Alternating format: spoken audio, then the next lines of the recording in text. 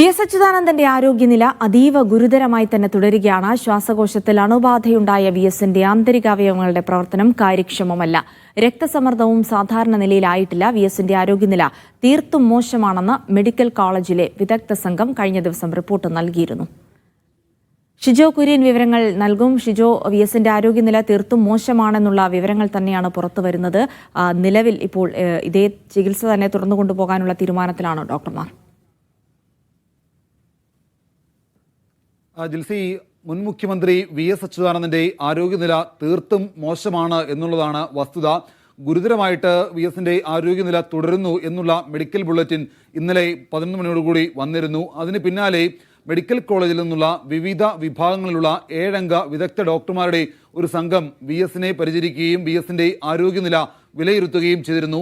ആ സംഘം തന്നെ മെഡിക്കൽ കോളേജ് DMEക്ക് റിപ്പോർട്ട് നൽകിയത് വി.എസിന്റെ ആരോഗ്യനില മോശമാണ്, ആന്തരിക അവയവങ്ങളുടെ പ്രവർത്തനം കാര്യക്ഷമമല്ല, അത് മാത്രവുമല്ല ശ്വാസകോശത്തിൽ അണുബാധയുണ്ട്, മരുന്നുകളോട് പോലും കൃത്യമായിട്ട് പ്രതികരിക്കുന്നില്ല എന്നുള്ള ചില വിവരങ്ങൾ കൂടി ചില കേന്ദ്രങ്ങളിൽ നിന്ന് വരുന്നുണ്ട്.